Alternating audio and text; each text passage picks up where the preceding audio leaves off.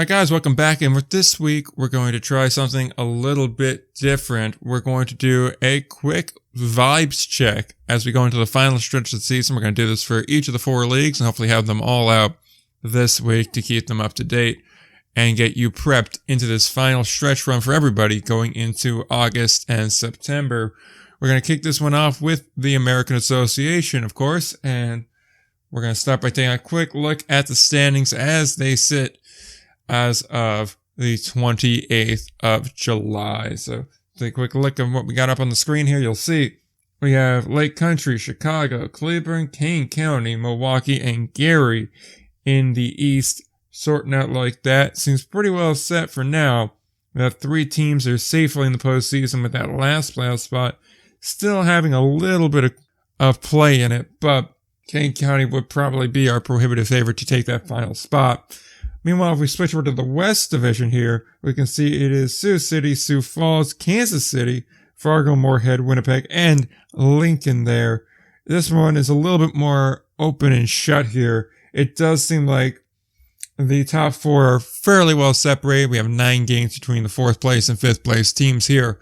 So far from impossible. It could definitely make that gap up with just one good week, one bad week, especially with how things can go in the association. But that being said, it does feel like we're more looking for who's going to finish where and how the pick your opponent system will shake itself out there. So after having that taken care of now and looking at those standings, let's go ahead and do a quick little vibe check on each of these teams. We'll kick it off at the top of the East and work our way down through the last place team in the West. So kicking it off with the Lake Country Dockhounds. A team that's had a surprisingly strong year so far here. Vibes feel okay. However, the L4 at the moment is not really feeling too good here. They've struggled against better opponents such as Sioux Falls, which, as we'll talk about in a little bit, I'm rather high on. This team, they don't really shock me in any way. They don't really make me feel confident in any way, but that's truly the case for everybody in the East. I feel like that is a weaker division as a whole, and you'll hear that in the commentary on all of these teams here, but Lake Country has probably been the most consistent of all these teams, at least consistent in a positive way. So I do look to see them do better. I do think they wind up taking this division. Vibes overall aren't bad, but they're not quite Spicoli. So we will look and watch them the rest of the way home. Chicago has been an up and down team as we go to them next. This is a team that they'll get very hot for stretches, and they can absolutely beat up on the lesser opponents. But when they start getting the teams on their level, is when you start to see the wheels shake. It's a team that, frankly, is better than they probably should be. Matt Passarella has done a very solid job here under adverse circumstances. As a group, they're not a bad team. They still are, if you're just going off a record, the second best team in their division. They are only a game back and the same amount of wins, really. So they're not a bad team, but they are also the middle of the pack in the league. I don't really love this group. I don't think they really excel at any one thing, but they also don't really struggle at any one thing either. They're kind of a team that if they get hot this final stretch, I'll keep an eye on them in the postseason. Otherwise, I don't know what they're really going to do going forward. Looking at Cleveland here, it's a team that frankly is a little underwhelming and kind of disappointing. It's a team that is 500 on a 3-game skid. They started off really strong, then they came back down to earth. The offense isn't as good as you'd expect it to be in that ballpark, and the pitching is fine, but nothing spectacular either. As is the case with pretty much all of these teams, I'm just not really moved by them. They feel like a kind of team that you keep an eye on, sure, but at the end of the day, do you really expect much from them? And the answer is not particularly no. So their biggest advantage is going to be if they can find a way into that 2-seed spot and be able to drag somebody down to Cleveland for a series here, but put them on the road. We'll find out how it goes. They are a better team on the road, but regardless, it will be a difficult road for them. We go to Kane County now. This is a team that frankly has gotten better as of late. They struggled a little bit early on in the year. You know, they were not looking very strong, didn't look very good. They were wasting a lot of really talented pitching performances, especially from Connor Ash, who has been, quite frankly, an MVP caliber player in the association this year. But coming off of a championship, this is just not a strong team. They're sub 500. They haven't looked very good. They've had a couple of weeks where they've had all right play. And they have, like I said a moment ago, been trending in the right direction. I do like that, but they still really aren't a team to talk about because I don't really think they're a team that's going to do much. And they're really a benefit of playing in a bad division. And they're going to probably be the annual, hey, look, we're sub 500, but we made it in because 8 teams make the postseason. That's just how I view this team. Certainly, I think they could get above 500 again. I think that's something that's very possible. We'd have to look deeper at their schedule to see if the vibes pass. As of now, they feel like an easy out. We'll have to do something about that here. But going to the second to last team in the East, we have the Milwaukee Milkmen, a team that, if you just kind of squint a little bit, they're not much better than Gary, which isn't a good thing. That's certainly for sure. I like Anthony Barone a lot. I think he's a good manager. I just think this is not a good team as a whole. I think it was a bad year. It's definitely an off year for them. I would like to hopefully see them get to about 40 wins. I think they still very well could do that with a month still left to play. That's essentially playing 500 baseball. At this stage in the game, it looks like, you're going to be hitting 60 losses guaranteed at this point. You're sitting at 40 of them. The vibes aren't great right now. Nobody's really performing. It's not a good scene over there in Milwaukee. I hope for the best. I'm expecting the worst there. Keep it out of the basement. Rally for next season. That's really the objective here if I am with Milwaukee. Looking at Gary now, this is a team that, frankly, I feel like the vibes are a bit better. Starting off the year with Lamar, making the switch a couple weeks back to go to Jeff Isom. Hasn't been a big impact yet. Can't really say because you fired him right before the All-Star break. So you've only had about, 7 games worth to go off of. And that's not really enough to say one way or the other. I think in the long run it will be a positive. I also think that they're going to finish with more than 35 wins, which is an improvement from last year, certainly. That all being said, it's still not going to be a good year.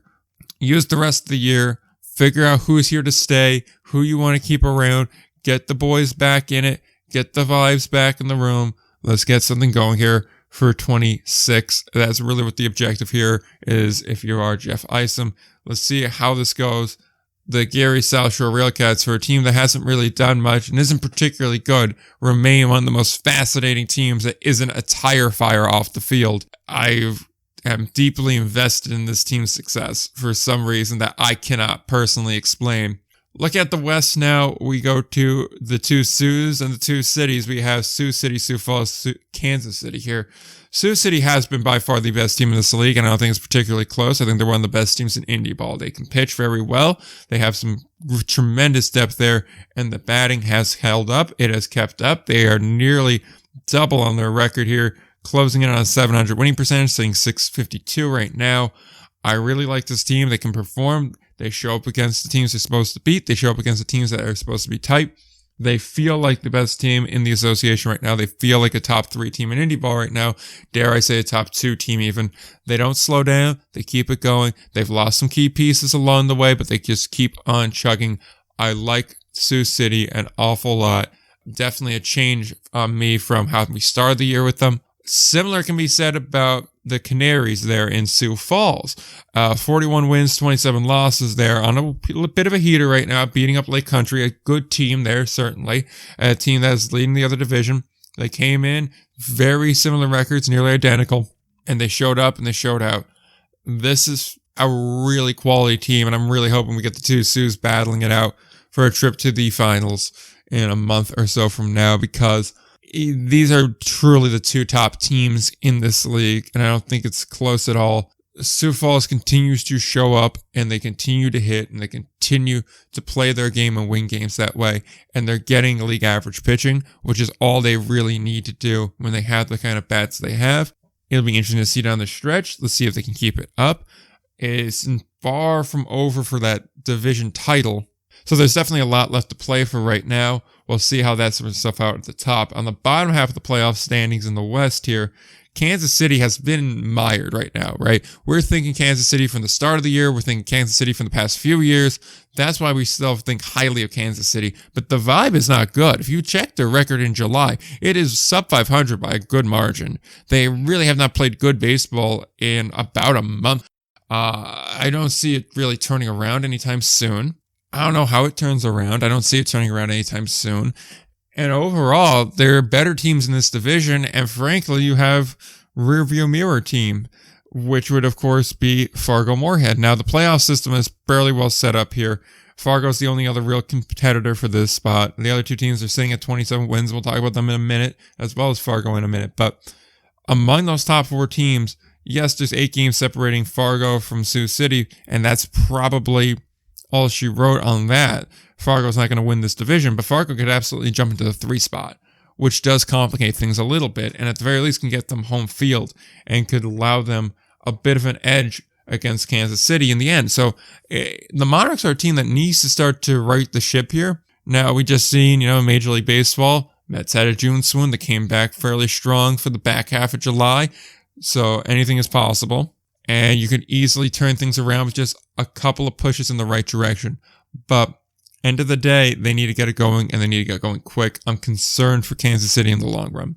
Going to Fargo, this is a team that almost feels like an East Division team to me. I really don't know what to make of them. There are stretches where they're just not very good, and I think the start of their season definitely is tainting my view on them. That vibe is not totally gone yet. Since then, though, they have played better. They've looked a lot better. I am very curious to see if they can keep this up. There are some individual performers. Dylan Thomas has definitely heated up as of late, so I'm very curious to see if they can't keep this up. For them, they still very well could get to a 3 or even the 2 spot, and I would very much like to see that happening for them. Looking at Winnipeg now, second to last team, penultimate team. This is a team that's been very disappointing. We came into the season with expectations on them. They looked like they were going to be a strong team again. You like Logan Watkins a lot. Really the setup into this year after a really solid season last year. And they've just fallen flat. It was a failure to start, a failure to get going again. 13 games under 500. Only a half game up on Lincoln. That was truly abysmal to start the season. I mean, they were worse than Gary was, and Gary was not doing very good. So you look at Winnipeg here. There's a lot of work that's got to get done.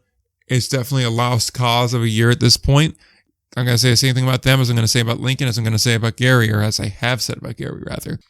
It's time to just look to see what we have for 26, rally those boys up, and get them going here. And if you could send some guys out that you don't plan on using again next year, but may have, an opportunity somewhere else, move some future considerations for them and see what you can make happen here. The postseason's not going to happen this year. Bad years happen. It's time to get ready for the next one. Looking at Lincoln now, the final team that we're going to look at here today, I don't really know what to even say. I mean, this is just not there's some individual guys here. It just doesn't feel like anybody knows what's going on with them. Brett Jody's not really having much luck there. Not too many people have had luck in Lincoln, though, so I can't really tell what to make of that.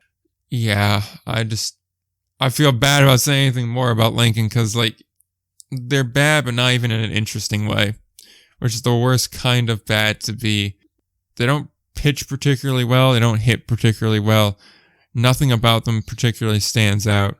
Revamp for 26, boys. That's really the goal here. So that does it for our vibes check for this week. We're going to try to get out a couple more, and we will let you know how it goes. Hopefully you guys let me know how you liked it. So until next time, don't forget to play ball.